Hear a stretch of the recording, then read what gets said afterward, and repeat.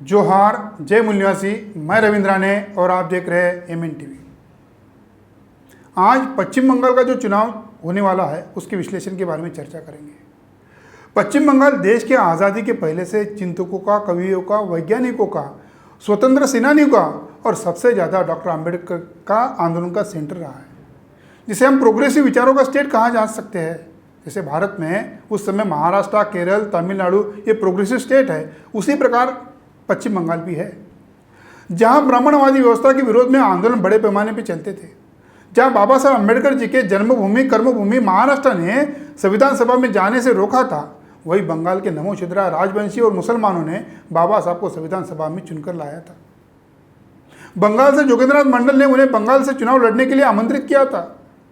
Doctor Ambedkar ने बंगाल विधानसभा परिषद अपना नामजद किया था।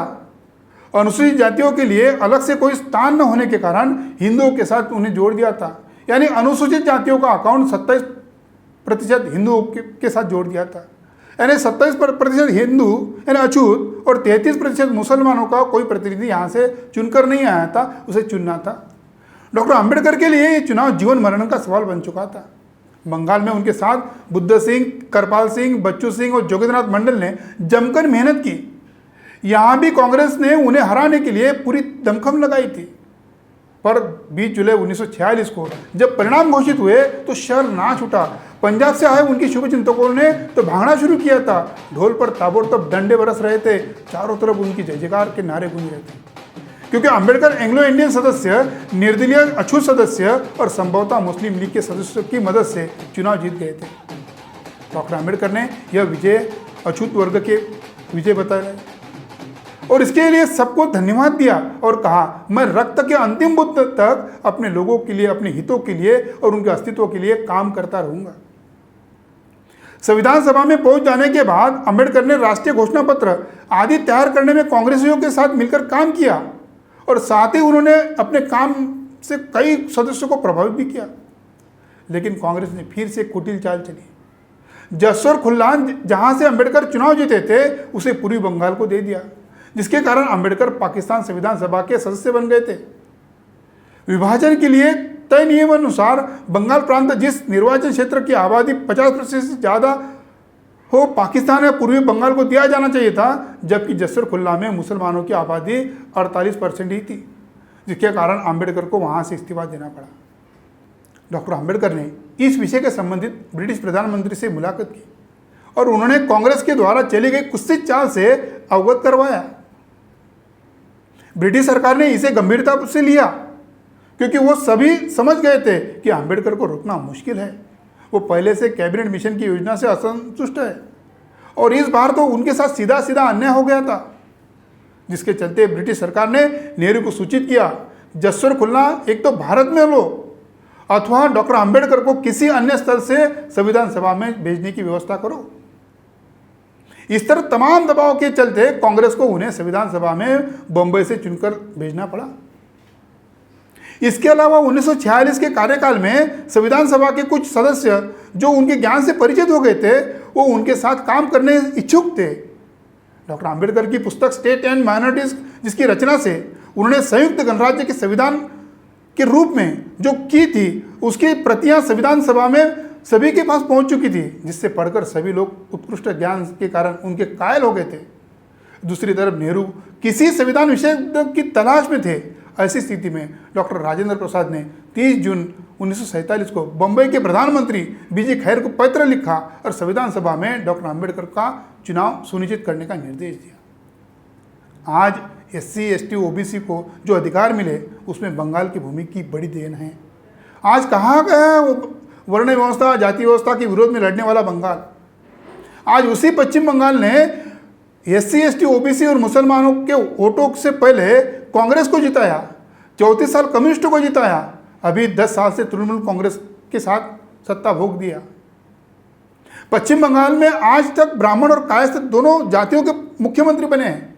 अभी भी वही हाल है। पिछली वीडियो में हमने बताया था कि तृणमूल कांग्रेस की ममता बनर्जी ब्राह्मण और भाजपा ने जो दिलीप घोष को जो कायस्थ है, उसे जब भाजपा की सरकार बनेगी तो उनको मुख्यमंत्री बनाने का प्लान बनाया है।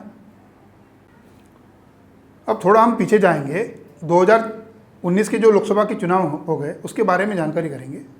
2019 के लोकसभा चुनाव के बाद जब राज्य की 42 सीटों में वामपंथी दलों का खाता भी नहीं खुला, ज़्यादातर सीटों पर वे तीसरे और चौथे नंबर पर गए। एक को छोड़ कोई भी लेफ्ट फ्रंट उम्मीदवार अपनी जमानत तक नहीं बचा सका।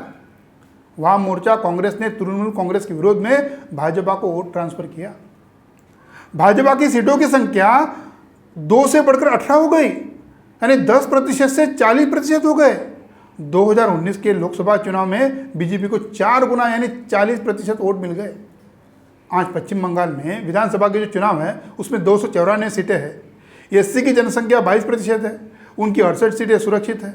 पश्चिम बंगाल में नमोशूद्रा, राजवंशी, पांडुरो, बाबरी, बागड़ी ये प्रमुख अनुसूचित जातियां हैं।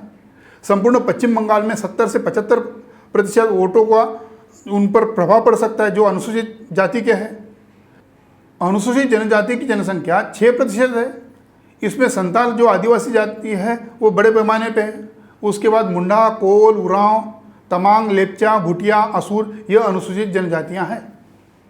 इन अनुसूचित जनजातियों की जो सीटें हैं 16 है और संपूर्ण पश्चिम बंगाल में 20 सीटों पर इनके वोटों का प्रभाव पड़ सकता है। ऐसे कुल 84 सीटें यानी एससी और एसटी की उनके सभी प्रत्याशी तृणमूल कांग्रेस, भाजपा, वाम मोर्चा, कांग्रेस से नॉमिनेट किए हुए हैं। एससी एसटी के जातियों में बड़े पैमाने पर आपस में एक दूसरे के प्रति अंतर्विरोध बना हुआ है।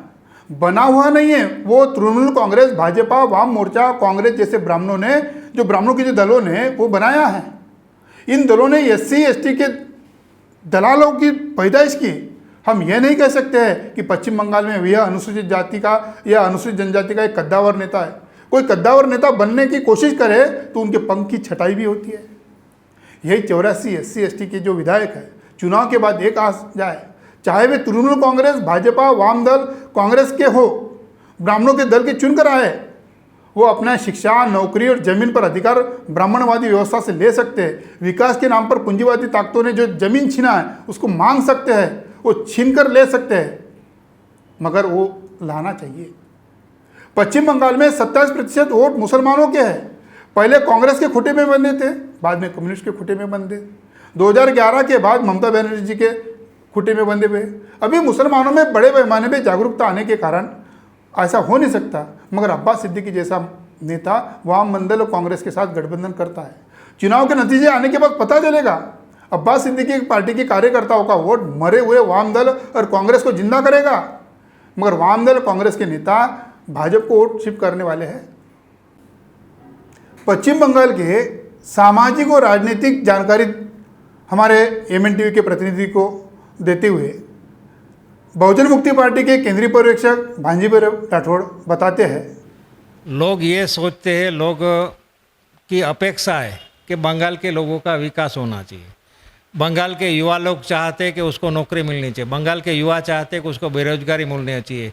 बंगाल के किसान चाहते हैं कि उसको उचित मूल्य मिलना चाहिए। बंगाल के मजदूर चाहते हैं कि उसको रोजगारी मिलनी चाहिए। ये सभी समस्याओं को कोई भी मुद्दा उठा के नहीं लेते हैं, क्योंकि आज महंगाई बढ़ रही है, महंगाई का कोई मुद्दा नहीं उठा रहे।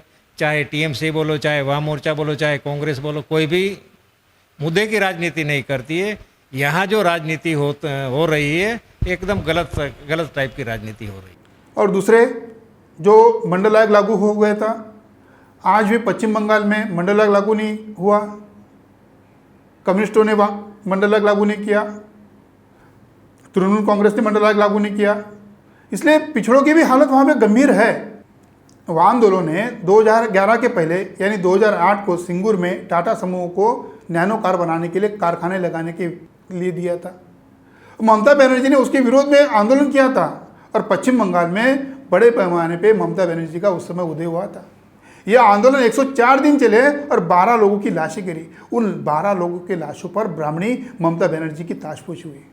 ममता बनर्जी ने जिस सेज का स्पेशल इकोनॉमिकल जोन का विरोध किया और औद्योगिक विकास का विरोध किया, और ममता बनर्जी ने जब मुख्यमंत्री बनी कोलकाता में न्यू आइटन में नए नवेले कन्वेंशन सेंटर में चौथे बंगाल ग्लोबल समिट का आयोजन किया। उसमें वाकई मार्के की थी, लक्ष्मी मित्तल की उपस्थित थी, मुकेश अंबानी भी उपस्थित थे, निरंजन हीरानंदानी, उदय कोटक, प्रणव अडानी के साथ अनेक उद्योगपति उसमें उपस्थित थे।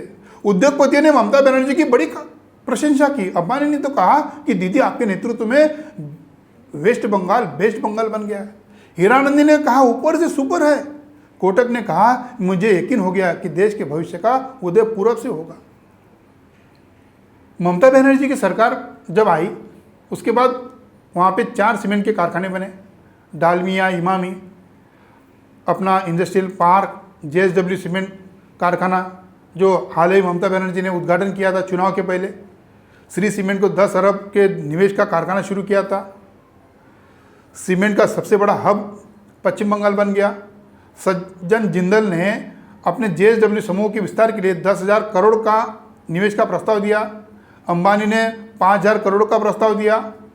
अंबानी ने जैसे निवेश किया वैसे पश्चिम बंगाल में जियो के लिए उनके प्रारंभिक निवेश से 300% का लाभ हुआ। इसी समय जिंदल समूह के मामले में यह कहा जाता है कि तृणमूल सरकार ने धमकी दी और वाम मोर्चा सरकार के दौरान उद्योग लगाने के लिए अधिकृत जमीन पर निवेश करे या फिर सिंगूर जैसे हालात का सामना होगा, ऐसी ममता बनर्जी ने धमकी दी। ममता बनर्जी ने उसी जगह पे जो आंदोलन किया था, जो जगह SC, ST, OBC और मुसलमानों की थी, और वो पूंजीवादी व्यवस्था के हाथ में दे दिया।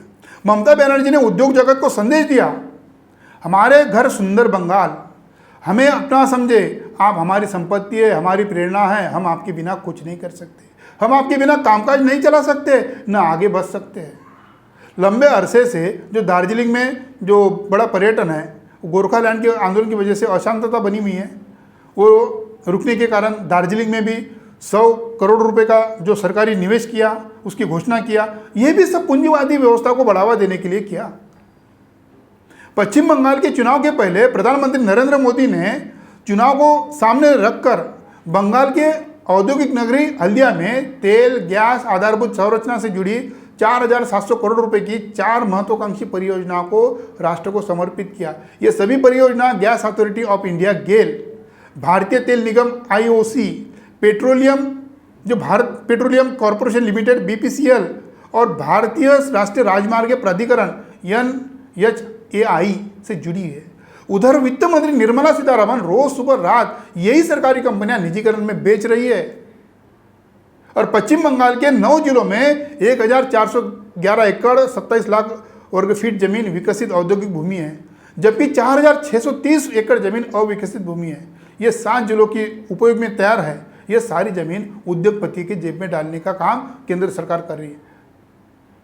उसको हस्तांतरित किया। ममता बनर्जी चुनाव के पहले जैसे 2008 में सिंगूर आंदोलन किया, ममता बनर्जी को अभी ये वो आंदोलन याद नहीं आया, मगर ममता बनर्जी और भाजपा के नेता एक दूसरे के विरोध में नोकझोंक करते हैं, विरोध में बोलते हैं, ताकि हमारे पश्चिम बंगाल के जो SC, ST, OBC के लोग हैं, मुसलमानों को लगे कितना बड़ा विरोध चल रहा है। 2 दिन पहले खड़गपुर में हेलीकॉप्टर में खराबी आने के बाद नौटंकी कर देश का गृह मंत्री अमित शाह झारग्राम की जो रैली थी वो वर्चुअल संबोधित किया। आखिर उन्होंने कहा कि आदिवासी समुदाय के लोगों को अधिकार देने के लिए कट मनी मांगी जा रही है और ममता बनर्जी मांग रही है। वन पत्र के अधिकार के लिए कट मनी भाजपा की सरकार आने के बाद बंद होगी। फॉरेस्ट राइट का कायदा आपके घर अफसर ला कर देंगे। भाजपा की आदिवासी बच्चों को घर में नौकरी देने वाली है। अब अमित शाह के हेलीकॉप्टर बिगड़ने पर कुछ सवाल खड़े होते। देश का गृह मंत्री होने के बावजूद सेना के उद्योगपतियों के हेलीकॉप्टर उनके एक फोन पर चरण स्पर्श कर सकते हैं, मगर वो नहीं बुलाया, ताकि थोड़ा बहुत अमित शाह भी नौटंकी करे, उसके लिए पीछे ना रहे।